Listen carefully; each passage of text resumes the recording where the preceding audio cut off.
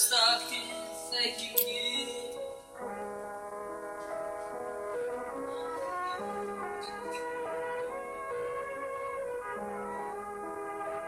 नारायणं नमस्कृतं नरं चैव नरोत्तमं देवीं सरस्वतीं व्यासं ततो जयमुदीरयेत् यं नमा वरुणेन्द्ररुद्रमरुतास्तुन्वन्ति दिव्यैस्तवैः वेदैः सङ्गपदाक्रमोपनिषदर्गायन्ति यं सामगाः ध्यानावस्थिततद्गतेन मनसा पश्यन्ति यं योगिनो यस्यान्तं न विदो सुरासुरगणाः देवाय तस्मै नमः।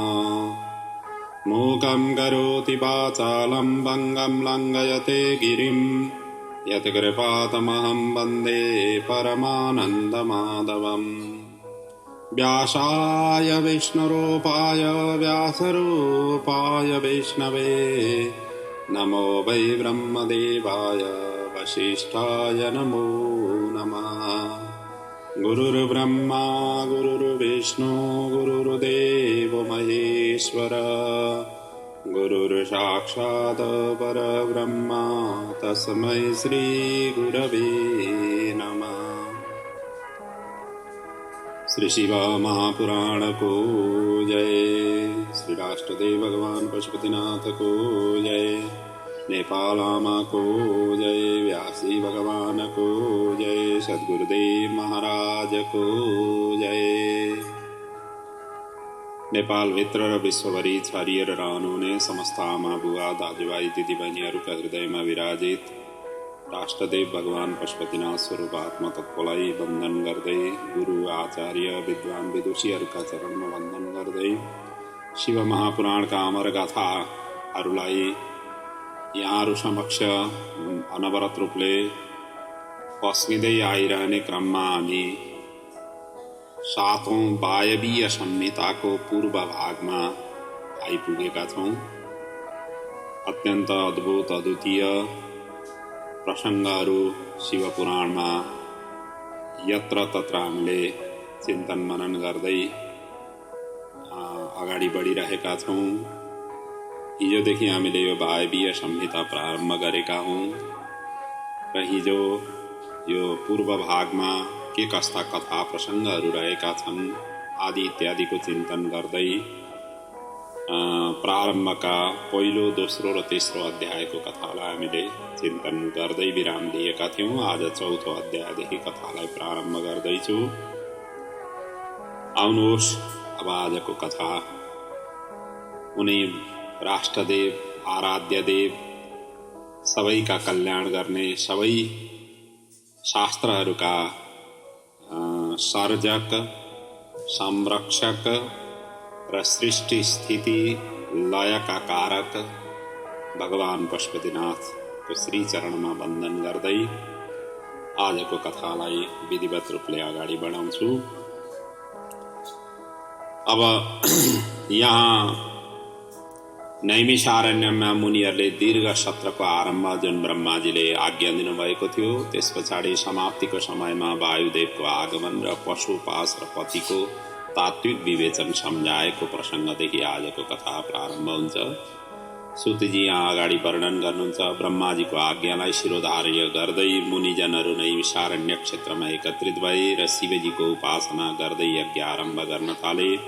तस्मिन् देशे महाभाग मुनयः संसृत व्रता अर्चयन्तो महादेवं सत्र आरे वीरे तदा। सत्रलाई उनीहरूले आरम्भ गरे। यज्ञ गरेको लामो समय व्यतीत भयो। त्यस पछाडि ब्रह्माजीको आज्ञाले वायुदेव मुनिहरूको कल्याण गर्नका लागि उहाँ आइपुग्नुभयो। वायुदेव स्वयं ब्रह्माजीकै शिष्य हुनुहुन्थ्यो। जितेन्द्रिय र सबैलाई सर्वत्र प्रत्यक्ष रूपले देख्न सक्ने वायुको स्वरूप नै सबैलाई देख्न सक्ने नै हुन्छ र उनको आज्ञामा सधैँ 49 प्रकारका वायु जसलाई मरुतगण भनिन्छ उनीहरू रहन्छन् र मुनिहरूलाई पनि ब्रह्माजीले भनेका कुराहरू स्मरण भयो। त्यसपछि आकाश पुत्र वायुदेवलाई मुनिहरूले स्वागत सत्कार गरे अनि सुवर्ण रचित आसन प्रदान गरेर कुशल क्षेम अभिनन्दन गर्दै जिज्ञासाहरू राख्न थाले। मुनिहरूले भन्न थाले, यहाँ प्रश्न गर्न थाले। अद्य नः कुशलं सर्वम् अद्य साधु भवेत् तप अस्मत् श्रेयो अभिवृद्ध्यर्थम् भवान् अत्रागतो यत। भवान् अत्रागतो यतः, हजुर यहाँ आइपुग्नु नि हामीलाई लागि हाम्रो तपस्या, हाम्रो आराधना उपासना आज सफल हुन पुग्यो। तपाईको दर्शन पाएर हामी धन्य भयौं। अब हामीलाई रुद्रको विषयमा बताउनुहोस्, भगवान शिवजीको विषयमा बताउनुहोस्, महादेवको विषयमा बताउनुहोस्, जसलाई भक्तहरूले मात्र प्राप्त गर्न सक्छन्, जसको कृपाले मात्र भुक्ति र मुक्ति सम्भव हुन्छ। त्यसैले शिव तत्त्वको विषयमा श्रवण गराउनुहोस् भनेर यसरी पहिले त उहाँलाई स्वागत सत्कार गर्दै जीवन सफल भएको कामना गर्दै अन्तिममा शिव तत्त्व सम्बन्धी जिज्ञासा राखिसकेपछि वायुदेवले सबै मुनिहरूलाई धन्यवाद दिँदै साधु साधु भन्दै अगाडि भन्न थाल्नुभयो। तपाईहरू र म दुवै भाग्यशाली हुने भयौं, किनकि चराचरमा नियन्ता महादेवको विषयमा चर्चा अब यहाँ हुने भयो। मैले शिव तत्त्व सम्बन्धी ज्ञान 19औं श्वेत लोहित कल्पमा गुरु ब्रह्माजीको कृपाले, उहाँको आशीर्वादले र आफ्नो तपोबलबाट मैले प्राप्त गरेको थिएँ। अब म त्यो पशु पास र पतिको विषयमा सबैभन्दा पहिले वर्णन गर्दछु भन्दै वायुदेव भन्न थाल्नुभयो। पशुपास पति ज्ञानम यत लब्धम तु मया पुरा तत्र निष्ठा परा कार्या पुरुषेण सुखार्थिना। यो म पशुपास र पति यसको ज्ञानको विषयमा सबैभन्दा पहिले बताउँछु भन्दै अब यो शिव दर्शनसँग सम्बन्धित हो। पशुपास र पतिको स्वरूप अब त्यसैको यहाँ सबैभन्दा पहिले स्पष्ट पार्दै वायुदेव सम्झाउनुहुन्छ र यहाँदेखिको सबै प्रसङ्गहरू चाहिँ वायुदेवले भन्दै जानुहुन्छ, मुनिहरूले प्रश्न गर्दै जान्छन्। त्यसै र यसको नाम वायवीय संहिता हुन पुगेको हो। अब यी पशुपास र पतिको विषयमा वर्णन गर्दै वायुदेव भन्नुहुन्छ, अज्ञानं प्रभमं दुःखं ज्ञानेनैव निवर्तते ज्ञानं वस्तु परिच्छेदो वस्तु च द्विविधं स्मृतम्। अर्थात् अज्ञानताबाट उत्पन्न दुःखलाई ज्ञान प्राप्त हुने साथै समाप्त हुन्छ। ज्ञानले वस्तुहरूमा भेद गर्छ, जुन दुई किसिमको हुन्छ, एउटा अजड र अर्को जड। ज्ञान पनि दुई किसिमको हुन्छ। अजड भनेको चाहिँ जीव हो र जड भनेको चाहिँ प्रकृति हो र यी दुवैको नियन्ता तेस्रो चाहिँ पति अर्थात् ईश्वर हुन् र यसैलाई पशु भनेको जीव, पाश भनेको प्रकृति, पति भनेको ईश्वर पनि हो। त्यसैले अक्षरम पशु इत्युक्तः क्षरम पाश उदाहृतः क्षराक्षर परम यत्तत् पतिरित्य विधीयते। त्यसै गरी अक्षर नै पशु हो, क्षर नै पाश हो र क्षराक्षर नै पति हुन् अर्थात् ईश्वर हो। प्रकृतिलाई क्षर भनिन्छ, पुरुषलाई अक्षर भनिन्छ र यी दुवैलाई नियन्त्रण गर्ने, प्रेरित गर्ने, यिनीहरूलाई संयमित गराउने स्वरूप नै पति हुन्। तिनलाई परमेश्वर भनिएको छ। मायाको अर्को नाम प्रकृति हो। पुरुष मायाद्वारा घेरिएर रहन्छ। मूल र कर्मले यी दुवैको सम्बन्ध रहेको हुन्छ र यी दुवैलाई नियन्त्रण या प्रेरणा दिने तत्त्व नै पति हुन्, शिव हुन्, ईश्वर हुन्, परमात्मा हुन्। माया नै महेश्वरको शक्ति हो। चेतन जीवलाई आच्छादित गर्ने अज्ञानमय पासलाई नै मल भनिएको छ र यसैबाट मुक्ति या शुद्ध भएपछि जीव स्वतः शिव हुन पुग्छ। त्यही विशुद्ध तत्त्व नै शिव तत्त्व हो। माया महेश्वरी शक्ति चिद्रूपो मायया वृतः मलक्षीद छादको नैजो विशुद्धि शिवताम स्वतः। जुन अहिले व्याख्या गरियो त्यसैको यो श्लोक हो। अब त्यस पछाडि मुनिहरूले पुनः प्रश्न गर्छन्, सर्वव्यापी चेतनलाई मायाले किन आवृत गर्दछिन्? किन यति निष्ठुरी भएकी हुन् माया? किन आवरण प्राप्त हुन्छ? कुन उपायले त्यसको निवारण हुन सक्छ? अर्थात् मायालाई निरावरण के उपायले गर्न सकिन्छ? कृपया अब यो हामीलाई सम्झाउनुहोस् भनेर मुनिहरूले प्रश्न गरिसकेपछि वायुदेव भन्नुहुन्छ, जसलाई मायाले घेर्दछ उसले बार बार जन्म लिनुपर्छ। माया भनेको वासना हो, माया भनेको बन्धन हो, माया भनेको सांसारिक जडमय प्रकृतिसँग आबद्ध भएको जीवात्मा हो र त्यस्तो स्वरूपमा जो आफ्नो जीवन यापन गर्दछ त्यस्तो व्यक्तिले चाहिँ पुनः पुनः संस्कृति चक्रमा आइराख्नु पर्दछ, बार बार जन्म लिइरहनु पर्दछ। व्यापक तत्त्वलाई पनि आंशिक आवरण रहन्छ व्यापक तत्त्वमा पनि, किनकि कला आदि पनि व्यापक हुन्छन्। भोगका लागि गरेको कर्मले नै उसलाई आवरणमा राख्दछ। मलको नाश भएपछि मात्र आवरण हट्छ।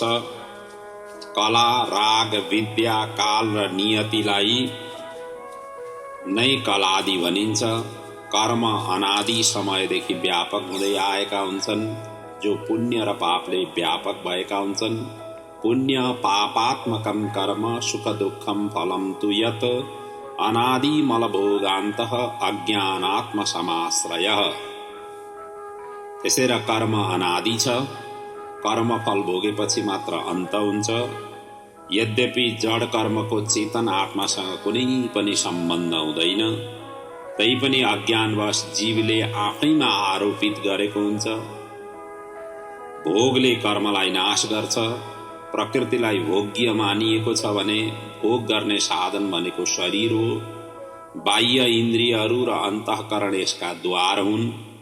महेश्वरको कृपाले मात्र मलको नाश भएर पुरुष निर्मल हुन पुग्दछ र त्यही निर्मल तत्त्व नै शिव तत्त्वलाई प्राप्त गर्नका लागि सहायक सिद्ध हुन्छ। छेडेच आत्ममले तस्मिन् पुमान् शिव समो भवेत्।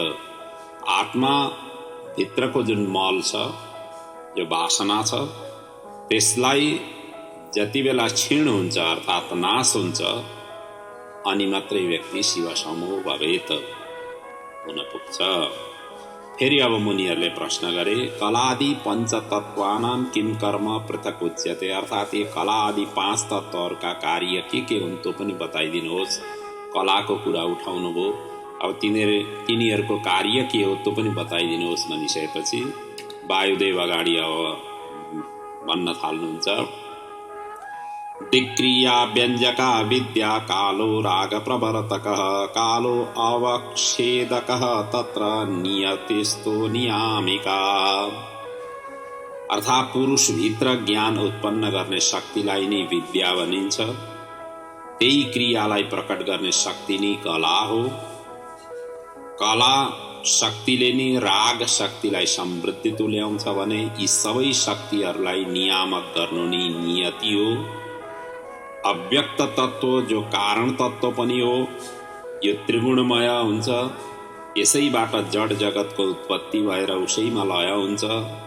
तत्त्वचिन्तक पुरुष यो अव्यक्तलाई नै प्रधान र प्रकृति भन्दछन्। प्रधानम प्रकृतिश्चेति यदाहु तत्त्वचिन्तका। त्यसैलाई नै प्रकृति र प्रधान भनेर यसरी वर्णन गरिएका छन्। र यी 3 गुण अर्थात् सत्व, रज र तम यी प्रकृतिका गुण हुन् र तीनमा मतलब तिलमा तेल झैं ये सूक्ष्म रूपले यिनीहरू विद्यमान हुन्छन्। त्यसैले भनिएको छ, सत्व रजस् तमः इति गुणा प्रकृति सम्भवः प्रकृतो सूक्ष्म रूपेण तिले तैलमिव स्थितः।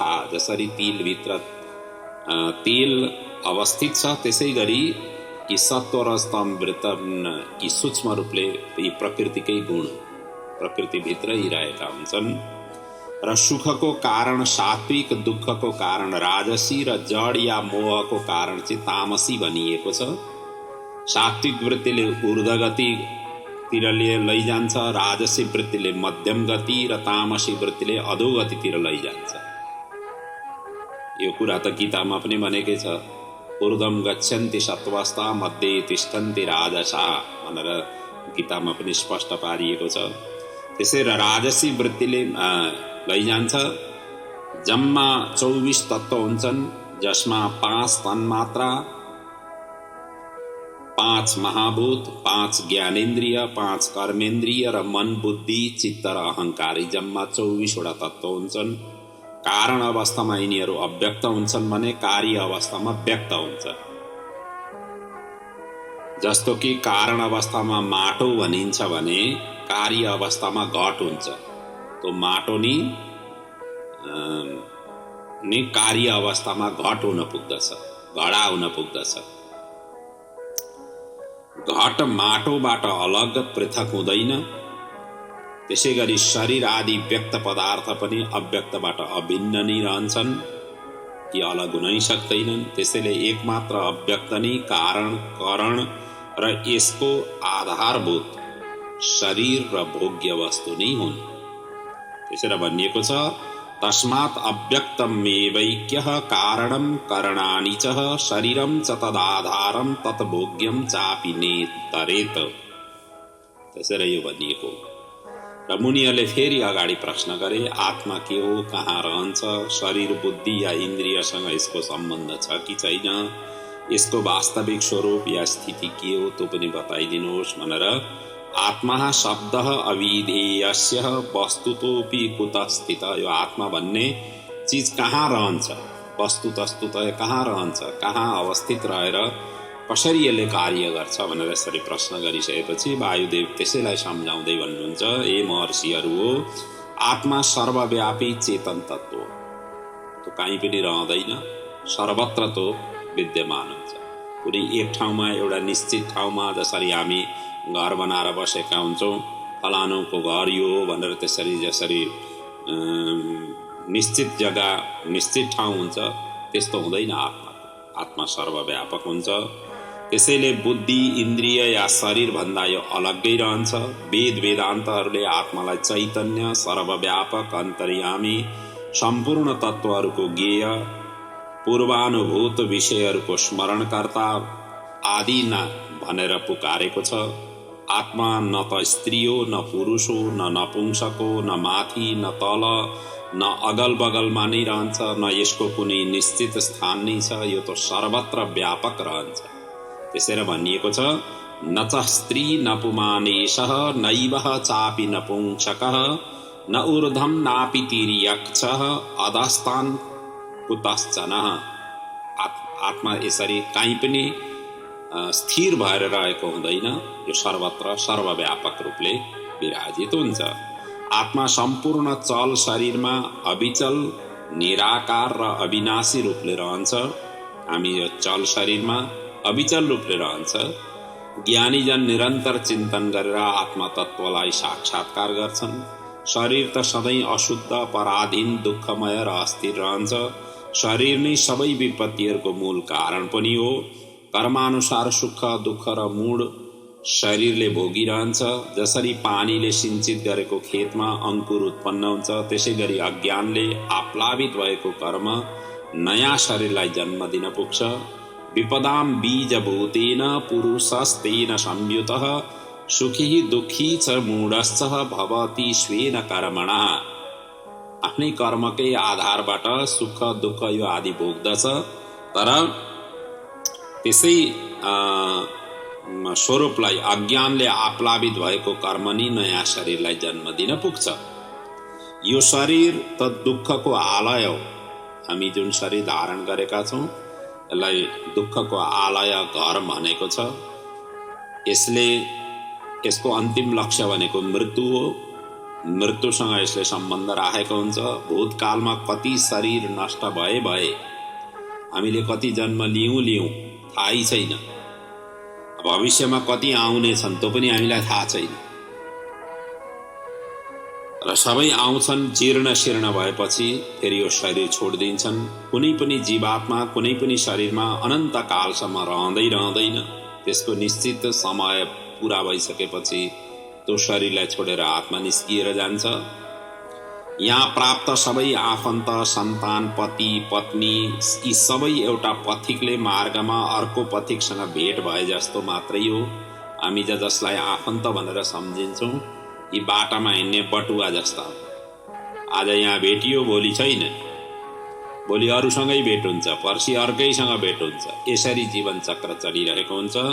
नैवास्य भविता कश्चिन् नाशो भवति कस्यचित् पथि सङ्गम एवायम दारैहि पुत्रैः च बन्धुभिः। जसलाई हामीले एकदम आत्मीयता भन्दछौँ त्यस्ता व्यक्तिहरू पनि हामी भन्दा अगाडि मतलब बिछोडिरहेका हुन्छन्।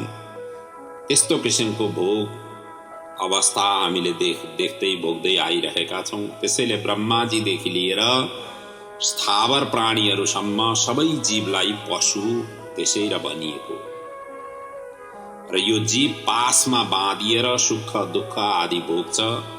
त्यसैले पशु भनिएको। यही नै ईश्वरको लीला र साधन पनि हो।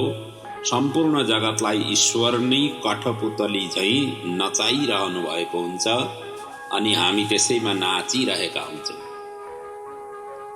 यसरी यो सम्झाइसकेपछि अब अगाडिको अध्यायमा शिव तत्त्व ज्ञान महेश्वरको महत्ता र सर्वश्रेष्ठताको प्रतिपादनको विषयमा वर्णन वायुदेवले गर्नुहुन्छ। यहाँ ऋषिहरूले प्रश्न गरे, हे वायुदेव, तपाईले पशु र पाश बताउनुभयो, अब यी दुवैका पतिको विषयमा पनि विलक्षण गम्भीर प्रसङ्ग भए श्रवण गराउनुहोस् भनेर जिज्ञासा राखिसकेपछि वायुदेव अब पतिको विषयमा शिवजीको विषयमा यहाँ वर्णन गर्नुहुन्छ।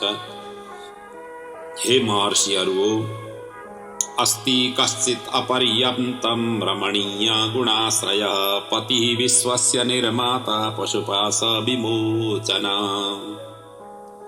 यो विश्व ब्रह्माण्डलाई निर्माण गर्ने कुनै पति हुनुहुन्छ जो अनन्त दिव्य रमणीय गुणहरूले सम्पन्न हुनुहुन्छ र उनैले नै पशुहरूको पासबाट मुक्त गराउनुहुन्छ।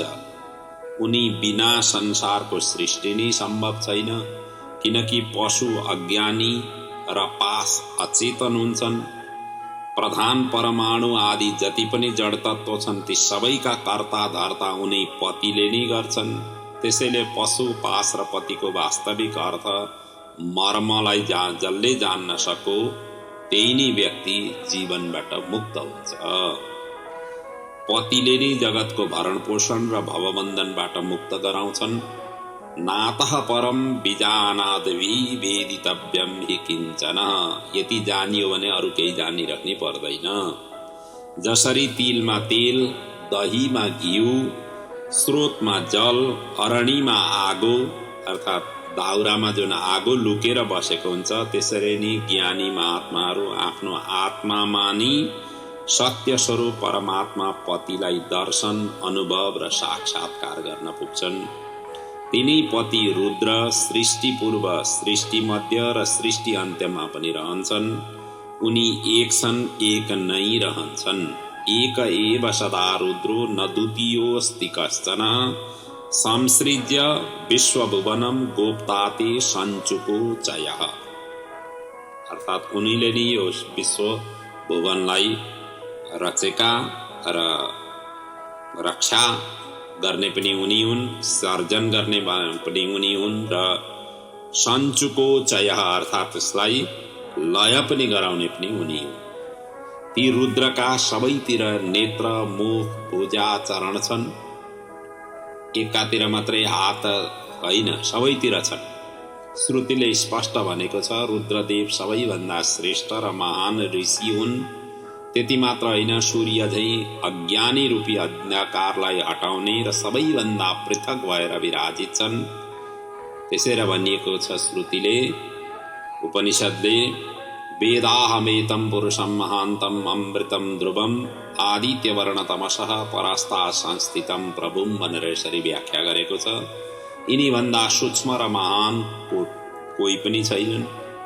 अणुरणीयान महतो महीयान यिनको स्वरूप छ। सूक्ष्म भन्दा सूक्ष्म र ठुलो भन्दा ठुलो यी दुईटै स्वरूप यिनी हुन्। यिनीबाटै जगत परिपूर्ण छ। यी सबैका स्वामी, शासक, शरणदाता र सूर्यदेव हुन्। यी नेत्र बिना पनि देखिरहन्छन्, कान बिना नै सुनिरहन्छन्। त्यसैले यिनलाई अणुभन्दा पनि अणु र महान भन्दा पनि महान भनिएको हो। प्राणीको शरीर रूपी वृक्षमा दुईवटा पक्षी बस्छन्। त्यसमा एउटाले कर्मफल भोग्छ भने अर्कोले हेरिरहन्छ, देखिरहन्छ, द्रष्टा मात्रै हुन्छ। त्यसैले भनिएको छ द्वासुपूर्णौ च सयुजौ समानं वृक्षमा स्थितौ एकत्तिः पिप्पलं स्वादो परोष्णन् प्रपश्यति। अर्थात यो जीवात्मा रूपी यो वृक्षमा बस्ने दुईटा पक्षीहरू छन्। एउटा पक्षी त यो वृक्ष रूपीको उपभोग गरिरहेको हुन्छ र अर्को चाहिँ हेरिरहेको हुन्छ। त्यसैले यहाँ भनिएको छ जीवात्मा यही वृक्षको आसक्तिमा फसेको हुन्छ र मोहित भएर सुख दुःख सबैलाई भोगिरहन्छ। तर जब ऊ पति स्वरूप परमेश्वरलाई साक्षात्कार गर्न पुग्छ अनि शोक रहित शान्त अवस्थालाई प्राप्त गरी अनन्त सधैँका लागि यो सुखी र आनन्दले प्राप्त गर्न पुग्छ। यो मायावान महेश्वर मायाबाट पृथक भएर यो संसारलाई सृष्टि गर्नुहुन्छ। माया स्वयं प्रकृति हो भने मायावान महेश्वर हुन्। यिनकै अवयवले नै यो संसार व्याप्त छ। जसरी सूर्यले एक्लै नै तल माथि वरपर दिशा विदिशा धरती आकाश सर्वत्र प्रकाशित गर्दै आफू पनि देदीप्यमान रहन्छन्, त्यसै गरी पति परमेश्वर पनि एक्लै समस्त कारण रूप पृथ्वी आदि तत्त्वलाई नियमन सञ्चालन गरिरहन्छ। उनका न कोही स्वामी छन्, न कुनै निश्चित चिन्ह नै छ, न उनीमाथि कसैको शासन छ। तर उनी नै सबै कारणहरूको पनि कारण र अधीश्वरका रूपमा पनि विराजित छन्। उनका न कोही जन्मदाता छन्, न जन्म नै हुन्छ, न त जन्मको माया मलादिको नै हेतु रहन्छ। उनी त एक्लै नै सम्पूर्ण विश्वमा, समस्त प्राणीमा, समस्त जडमा गुह्य रूपले व्याप्त रहन्छ। स एकः सर्वभूतेषु गुणो व्याप्तः स विश्वतः सर्वभूतान्तरात्मा च धर्माध्यक्ष स कथ्यते भनेर यसरी व्याख्या गरेको छ। अर्थात उनी एकले नै सबैतिर यसरी व्यापक रूपले उनी कार्य गरिरहेका हुन्छन्। तिनै परमेश्वरले सर्वप्रथम ब्रह्माजीलाई उत्पन्न गराउनुभयो र वेदको ज्ञान दिनुभयो। आफ्नो स्वरूप विषयहरू सहित बुद्धिलाई प्रसन्न गराउने तिनै परमेश्वर शिव तत्त्वलाई ज्ञान गरेर भवबन्धनबाट मुक्त हुनु यो जीवको सार हो र यही नै गर्नुपर्छ। यो जीवात्मा जुन हामीले शरीर धारण गरेका छौँ यसको परम लक्ष्य नै यही हुनुपर्दछ र भगवान शिव प्रकृति र पुरुषभन्दा पर हुनुहुन्छ। उहाँले नै सृष्टि कालमा सम्पूर्ण जगतलाई रचना गर्नुहुन्छ र संहार कालमा पुनः आत्मसात गर्नुहुन्छ। अर्थात् आफैमा मिलाउनुहुन्छ, आफैमा लय गराउनुहुन्छ। त्यसैले भनिएको छ अतश्च संक्षेपमिदं शृणध्वं शिवः परास्तात् प्रकृतेश्च पुंसः ससर्गकाले च करोति सर्वं संहारकाले पुनः ददाति। यसरी व्याख्या गरिएको छ। र अगाडिका प्रसङ्गहरूमा अब कालका महिमाहरूको वर्णन छन्। वायुदेवलाई अब यहाँ ऋषिहरूले प्रश्न गर्छन्, अब हामीलाई कालको विषयमा वर्णन गर्नुहोस्। यो काल कसको बसमा रहन्छ, कसको बसमा चाहिँ रहँदैन, सबै समयमा नै उत्पन्न विकास र विनाश हुन्छन्। यो कालको भूमिका के रहन्छ, यो काललाई हामीले कसरी चिन्ने, कसरी त्यसलाई अनुभव गर्ने, कसरी त्यसलाई हामीले न्यूरपोल गर्ने र कसको बसमा यो रहन्छ, कसको चाहिँ बसमा रहन सक्दैन आदि इत्यादि यो कालको विषयमा हामीलाई सविस्तार वर्णन गरिदिनुहोस् भनेर यसरी सोधिसकेपछि अब वायुदेव त्यही कालकै विषयमा अब बृहत्तर ढङ्गले यहाँ वर्णन गर्नुहुन्छ। हे महर्षिहरू हो, कला काष्ठा निमेषादि कला कलित विग्रहम् कलात्मेति समाख्यातं तेजो माहेश्वरम परम। अर्थात कला भनेको 8 सेकेन्डलाई एक कला भनिन्छ। 8 सेकेन्ड बराबर एउटा कला हुन्छ। काष्ठा भनेको कलाको 30औं भागलाई काष्ठा भनिन्छ। निमेष भनेको क्षणलाई भनिन्छ। यी कालका अङ्ग मानिएका छन्। कला, काष्ठा र निमेष यो कालात्मालाई नै महेश्वरको तेज भनिएको छ। सम्पूर्ण जगत नै कालको वशमा छ, तर काल चाहिँ शिवजीको वशमा मात्रै रहन्छ। शिवजी चाहिँ कालको वशमा रहँदैनन्। त्यसैले भनिएको छ शिवस्य तु वशे काले न कालस्य वशे शिव। शिवको वशमा चाहिँ काल रहन्छ, तर कालको वशमा शिवजी रहनुहुन्न। कालभन्दा माथि हुनुहुन्छ। र शिवजीको अप्रतिहत तेज कालमा प्रविष्ट भएकाले नै कालको मर्यादालाई कसैले अतिक्रमण गर्न सक्दैनन्। त्यसैले कालले गरेको कर्मलाई कसैले टाल्न मेटाउन सक्दैन। सम्पूर्ण इन्द्रियलाई काबुमा राखेर संसारलाई विजय गर्दा पनि कालमाथि विजय प्राप्त गर्न सकिँदैन। लक्ष्मी, रूप, शील, बल, कुल आदिद्वारा प्राणी एक थोक सोच्दछ भने कालले बलपूर्वक अर्थोक नै गरिदिन्छ। एउटै कालमा एउटा सुखी भइरहेको हुन्छ भने अर्को दुखी भइरहेको हुन्छ। यदैव दुःखितः कश्चित् तदैव सुखितः नर। जहाँ एकातिर सुखी व्यक्ति भइरहेको हुन्छ भनेदेखि अर्कातिर अरू प्राणीहरू दुखी भइरहेका हुन्छन्। यो कालकै नियति हो। त्यसैले कालको स्वभाव विचित्रको छ, जान्नै सकिँदैन। यस्तो किसिमको अद्भुत टाइपको कालको स्वरूप छ। आज युवा देखिएको भोलि गएर वृद्ध हुन्छ। आज बलवान देखिएको भोलि दुर्बल हुन्छ। आज धनवान देखिएको व्यक्ति भोलि निर्धन हुन्छ। त्यसैले यो काल विचित्र र दुर्गेय छ, थाहै पाउन सकिँदैन। यो युवा स भवेत वृद्धो यो बलियान स दुर्बलः य श्रीमान सोऽपि निःश्रीकः कालः चित्राः गतिर् द्विजः। हे द्विजः, हे महर्षिहरू हो, यो कालको चाहिँ विचित्र गति हुन्छ। काल नआउन्जेल कोही न त जन्मिन्छ न त मृत्यु नै हुन्छ। समय आएपछि नै सबै चिज कार्य हुन्छ। समय आएपछि नै वर्षा हुन्छ। समय आएपछि नै खेतीपातीहरू हुन्छ। समय आएपछि नै फसलहरू हुन्छन्। यी सबै समयले गर्ने स्वरूप हुन्। यो हामीले चाहेर हुने होइन। बिना समय नै न कोही सुखी न कोही दुखी नै हुन्छ। समय आएपछि नै चिसो हावा चल्छ, तातो हावा चल्छ। समय आएपछि नै समयमै बादलबाट पानी झर्छ। गर्मी पनि समय आएपछि शान्त हुन्छ। यो सबै कालले नै गराउँछ। त्यही समयको खेल हो।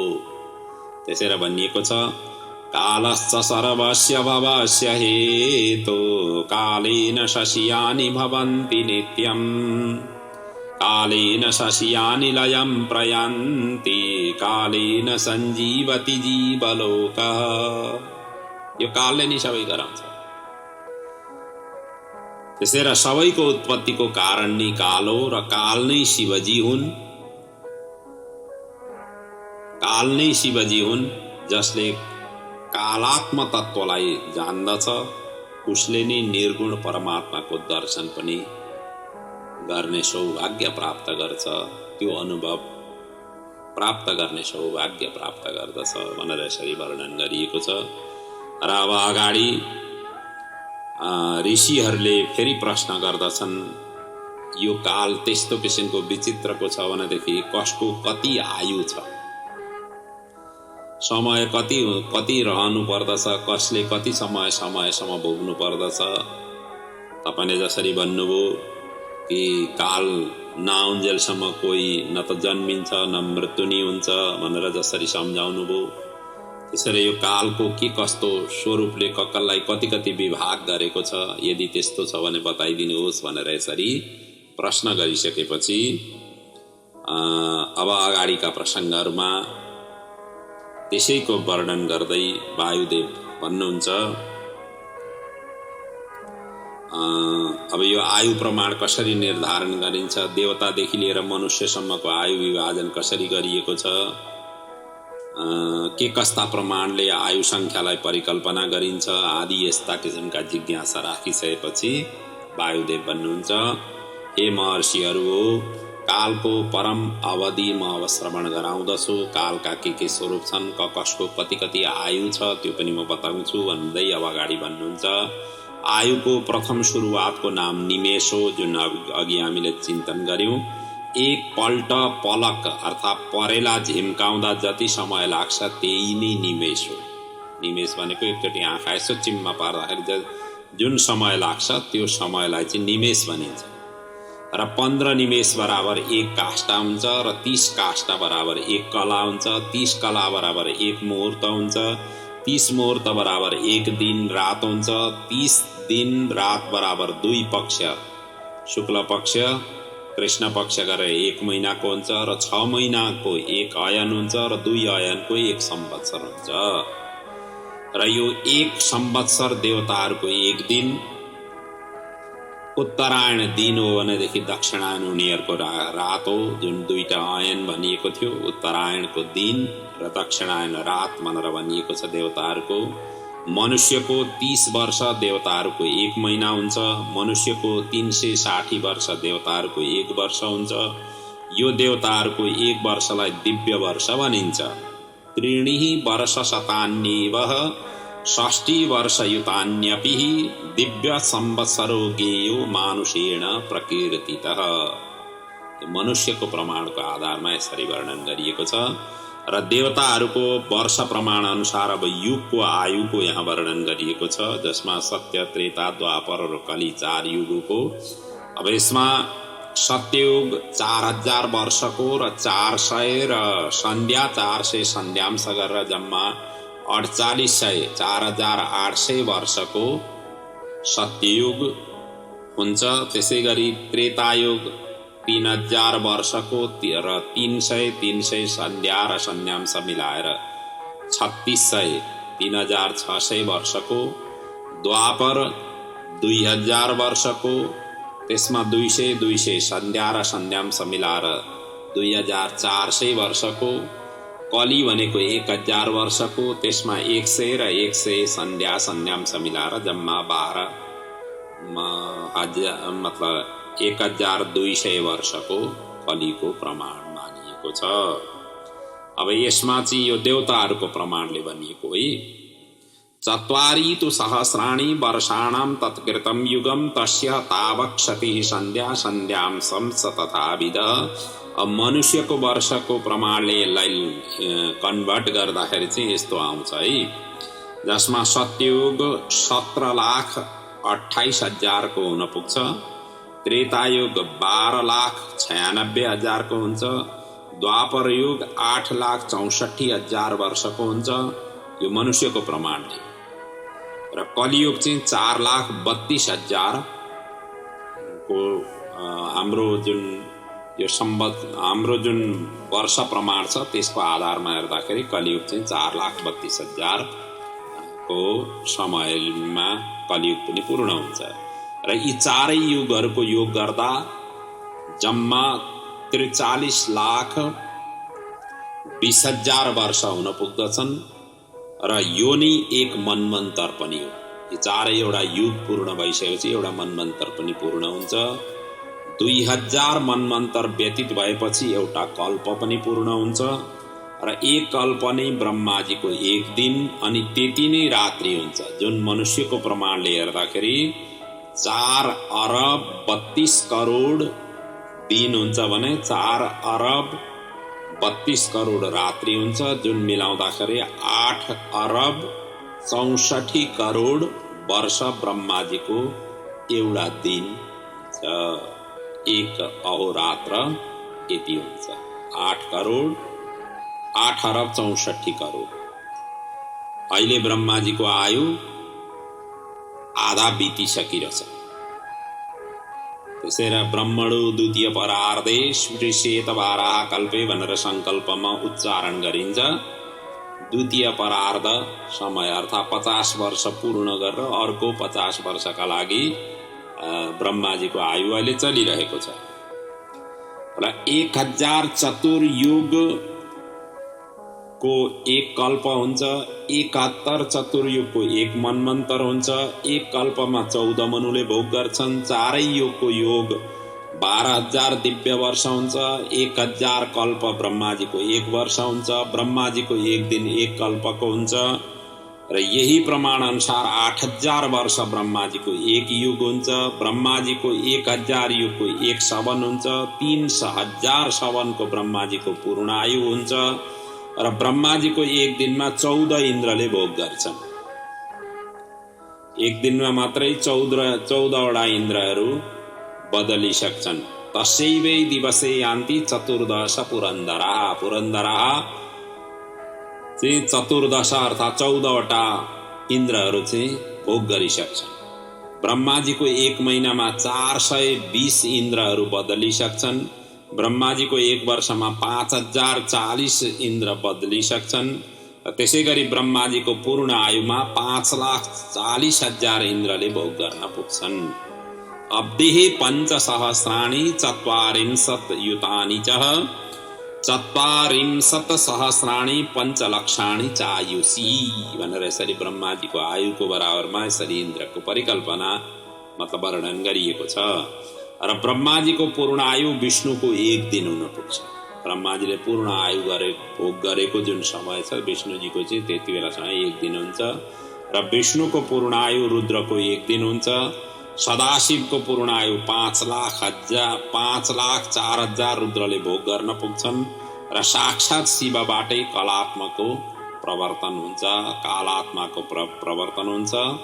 ब्रह्मा विष्णुर्दिने चैको विष्णु रुद्र दिने तथा ईश्वरस्य दिने रुद्रः सदाख्यस्य तथेश्वरः भनेर यसरी वर्णन गरिएको छ।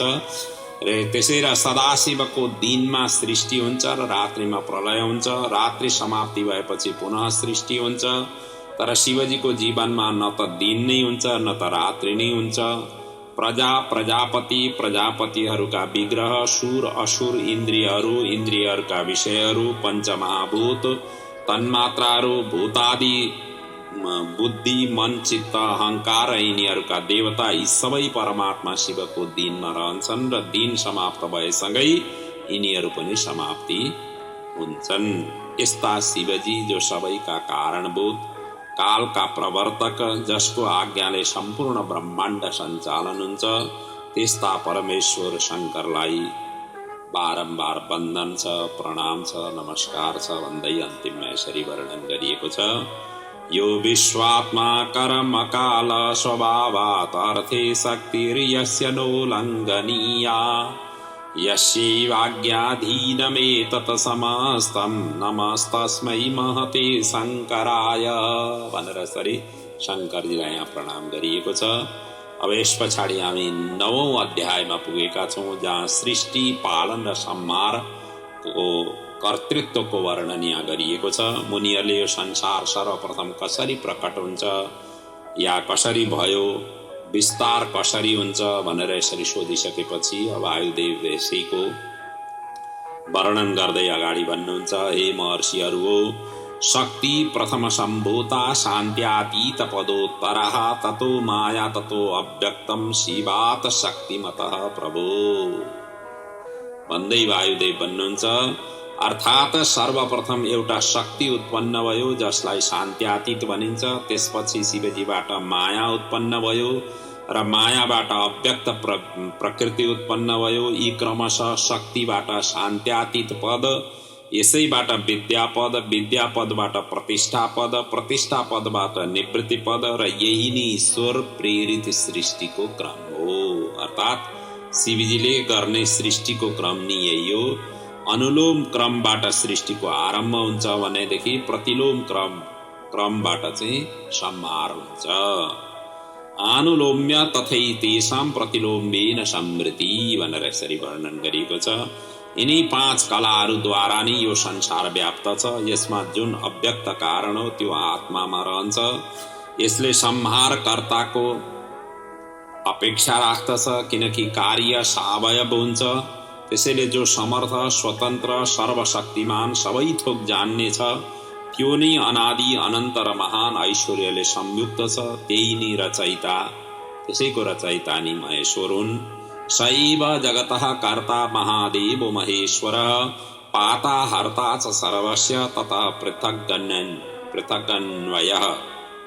अर्थात् सृष्टिको प्रारम्भदेखि प्रलय पर्यन्त ब्रह्माजीको 100 वर्ष व्यतीत हुन्छ। ब्रह्माजीको 50 वर्ष अर्थात् पहिलो भागलाई परार्ध भनिन्छ र यी दुवै परार्ध व्यतीत भएपछि प्रलय हुन्छ। त्यति बेला अव्यक्त आत्मामा स्थित हुन पुग्छ। सत्व रज तम तीनै गुण एकत्र हुन पुग्छन् र यी सबै तमोमय अज्ञात दशामा एक परमेश्वर माहेश्वरी रात्रिमा स्थित हुन पुग्छन्। अप्रज्ञाते जगत्यस्मिन् एक एव महेश्वर, उपास्य रजनीं कृष्णां परां माहेश्वरीं ततः। अर्थात् माहेश्वरी रात्रिमा उपस्थित हुन पुग्छिन्। रात्रि व्यतीत भएपछि प्रधान पुरुष महेश्वर आफ्नो मायामा प्रवेश गरेर चलायमान हुन पुग्छन् अनि परमेष्टि प्रजा विस्तारक ब्रह्मालाई आज्ञा दिन्छन्। ब्रह्माले पनि त्यही अव्यक्तबाट सृष्टि विस्तारको कार्य आरम्भ गर्न थाल्नुहुन्छ।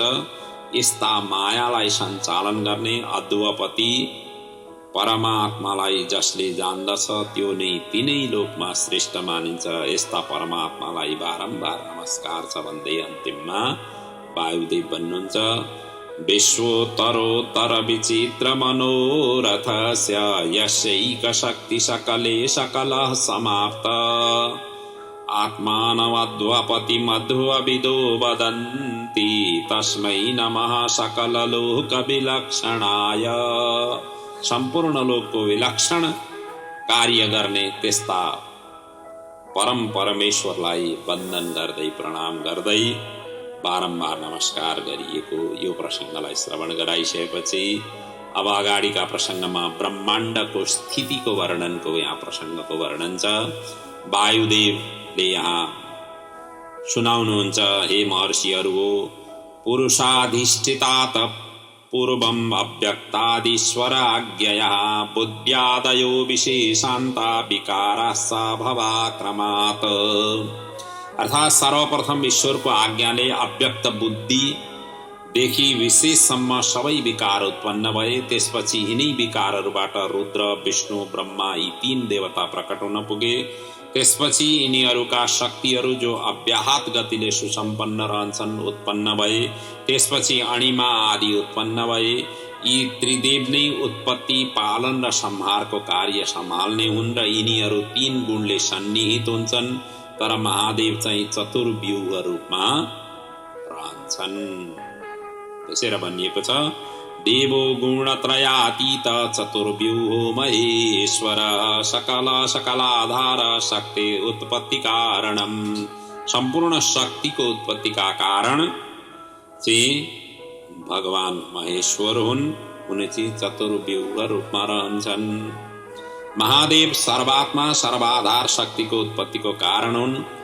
त्यसैले महादेव पुरुष, प्रकृति, सदाशिव, भव, विष्णु, ब्रह्मा यी सबै शिवरूप हुन्। प्रधान भन्दा पहिले बुद्धि, ख्याति, मति पैदा भए। महतत्वको विक्षोभ भएर 3 अहंकार प्रकट हुन पुगे। प्रधानात् प्रथमं यज्ञे बुद्धि ख्यातिर्मतिर्महान्, महतत्वस्य संक्षोभात् अहंकार त्रिधा अभवत्। त्यस पछाडि अहंकारबाट पञ्चमहाभूत तन्मात्राहरू उत्पन्न भए। अहंकार जब विकारी हुन पुग्यो अनि सत्वगुणबाट सात्विकी, रजोगुणबाट राजसी र तमोगुणबाट तामसी अहंकार पैदा भए।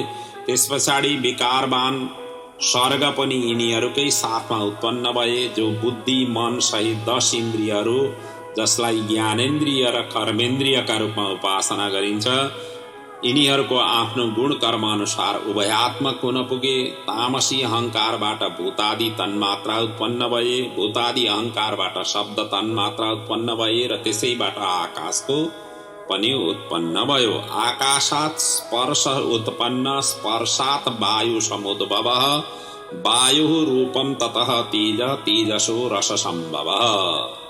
अर्थात् त्यही आकाशबाट स्पर्श, स्पर्शबाट वायु, वायुबाट रूप, रूपबाट तेज, तेजबाट रस, रसबाट जल, जलबाट गन्ध, गन्धबाट पृथ्वी र यिनै पञ्चमहाभूतबाट सम्पूर्ण चराचर जगतको उत्पत्ति हुन पुग्यो। र यसरी ब्रह्माको कार्य र कारण पूर्ण भएपछि त्यही अण्डमा ब्रह्म संज्ञक क्षेत्रज्ञ बढ्न थाल्यो। त्यसैलाई नै पहिलो शरीरधारी पुरुष बनियो, जो आदिकर्ता ब्रह्माको नामले प्रसिद्ध भयो। त्यही आदि पुरुष ब्रह्माले नै आफ्नो बुद्धि प्रयोग गरेर आत्मालाई 3 गुणमा विभाजन गरेर उत्पत्ति, पालन र संहारको कार्य अनवरत रूपले गर्नुहुन्छ। त्रिधा विभज्य आत्मानं त्रैलोक्ये सम्प्रवर्तते सृज्यते ग्रसते चैव वीक्षते च त्रिभिः स्वयं भनेर यसरी त्यही 3टा रूपमा कार्य गर्ने भएको हुनाले यसरी वर्णन गरिएको छ। र सृष्टिको कार्य ब्रह्मा, संहारको कार्य रुद्र र पालनको कार्य विष्णुले गर्नुहुन्छ। यिनीहरूको रूपलाई स्वयम्भूको रूप मानिन्छ। यी सत्व रज तमको प्रतिनिधित्व गर्दै आआफ्नो कार्य गर्छन्। यी ब्रह्मा 3 स्वरूपका छन् र 4 भागमा बाँडिएको चतुर्व्यूह यिनलाई भनिन्छ। सबैभन्दा पहिले भएकाले आदिदेव पनि यिनको नामाकरण गरिएको छ। अजन्मा भएकोले अज पनि भनिन्छ यिनलाई। प्रजाहरूको रक्षा गर्नाले यिनलाई प्रजापति पनि भनिन्छ। यसरी विभिन्न नामले ब्रह्माजीलाई उपासना आराधना गरिन्छ।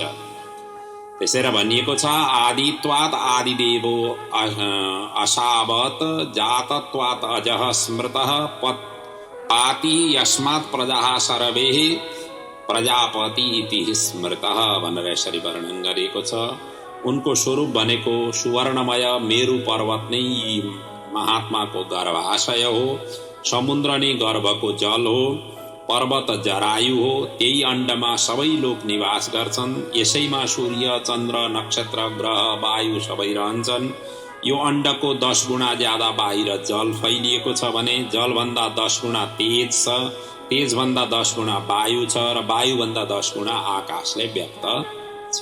त्यसैले आपो 10 गुणा चाहिँ नैव तेजसा बहिरावृतः तेजो 10 गुणा नैव वायुना बहिरावृतः भनेर यसरी वर्णन गरिएको छ। त्यसै गरी आकाशलाई पञ्चभूतले ढाकेको छ भने पञ्चभूतलाई महत्तत्वले ढाकेको छ र महत्तत्वलाई पनि प्रकृतिले ढाकेको छ। र यसरी यो ब्रह्माण्ड प्रकृतिका 7 आवरणले घेरिएको छ। यो अण्ड पनि मिलाउँदा 8 हुन्छन् र जो परमेश्वर जसमा रहन्छन् र यी अष्टदा प्रकृतिद्वारा नै उत्पत्ति, स्थिति र संहार निरन्तर भइ नै रहन्छ। त्यसरी वर्णन गरिएको छ एतत् आवृत्य च अन्योन्यः अष्टो प्रकृतयः स्थितः सृष्टि पालन विध्वंस कर्म कर्त्यो द्विजोत्तमः भनेर यसरी वर्णन गरिएको छ। यो महान अण्ड नै ब्रह्माजीको उत्पत्तिको कारण हो। यसलाई ब्रह्माजीको क्षेत्र भनिन्छ। त्यसैले ब्रह्माजीलाई क्षेत्रज्ञ पनि भनिन्छ। यो माया युक्त प्रथम प्रधान सृष्टिको यहाँ संक्षेपमा वर्णन यसरी गरियो। अन्त्यकालमा ईश्वरको लीलाले आत्यान्तिक प्रलय हुन्छ, जसमा ब्रह्मा सहित प्रधान प्रकृति विलय हुन पुग्छन् र महेश्वरको इच्छा शक्तिले फेरि सृष्टि विस्तारको क्रममा पुनः यी प्रकट हुन पुग्छन्। तत्सर्वम् अप्रकृतः वैभवस्य सङ्कल्प मात्रेण महेश्वरस्य महेश्वरको सङ्कल्पद्वारा मात्रै यिनीहरू प्रकट हुन्छन् भन्दै यसरी वर्णन गरियो।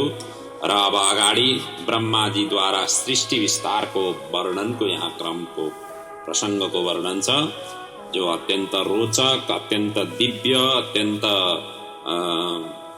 मर्मस्पर्शी छ।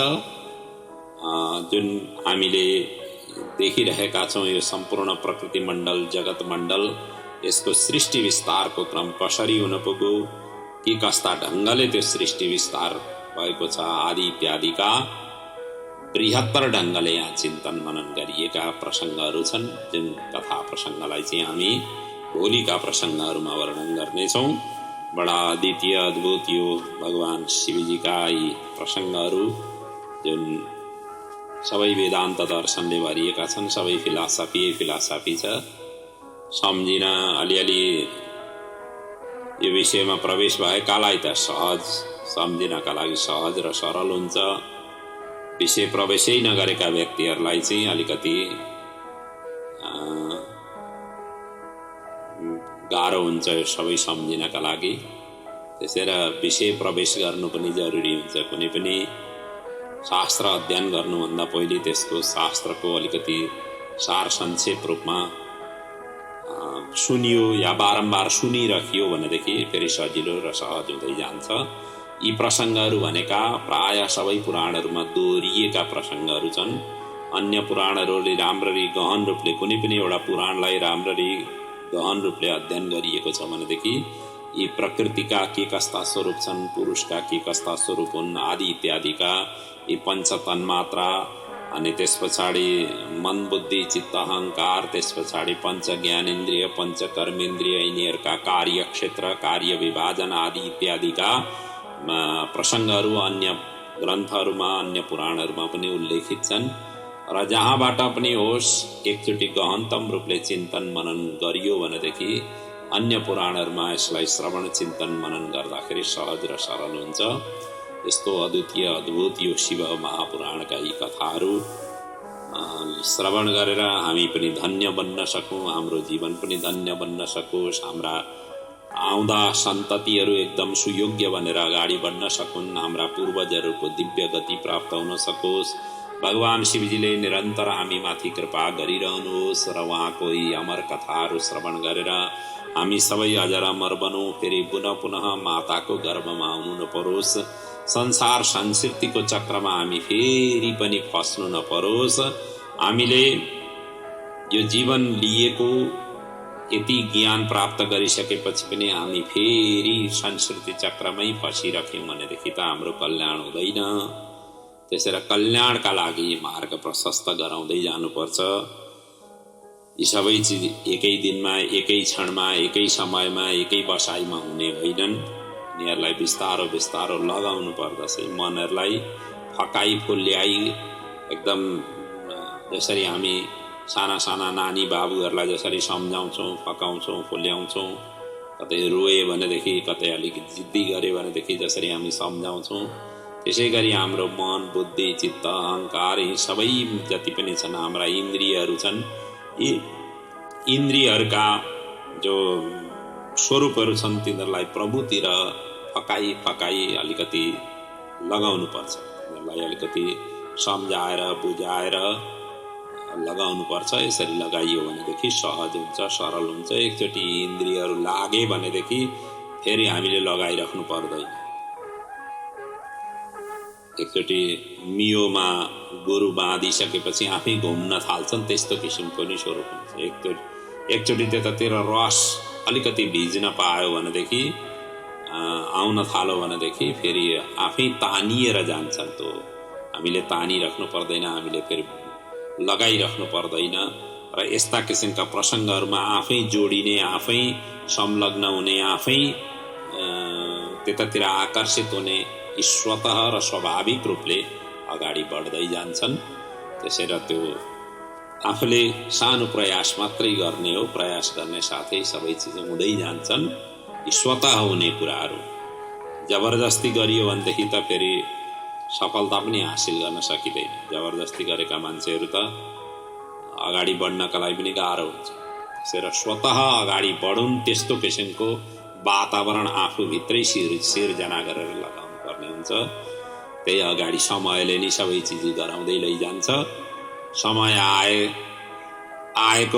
समय आइसकेको अवस्थामा मात्रै कथा श्रवणहरूमा आनन्द पनि आउँछ र आशा छ यी कथाहरू श्रवण गरेर जीवनलाई आफूले कल्याणको मार्गमा प्रस्तुत गर्न सक्नुहोस्। जो कथा श्रवण गरिराख्नु भएको छ त्यति मात्रै गर्न सक्नुभयो भनेदेखि नै मेरो परिश्रमलाई म सार्थक सम्झिनेछु। यिनै भाव यिनै शुभेच्छा सहित यिनै बाणीहरूका साथ आजको यो कथा प्रसङ्गलाई राष्ट्रदेव भगवान पशुपतिनाथको चरणमा समर्पित गर्दै म आफ्नो वाक्पुष्पलाई पनि यहाँ पूर्ण गर्ने आज्ञा र अनुमति माग्दछु। ओम पूर्णमदः पूर्णमिदं पूर्णात् पूर्णमुदच्यते पूर्णस्य पूर्णमादाय पूर्णमेवावशिष्यते। ॐ शान्तिः शान्तिः शान्तिः। ॐ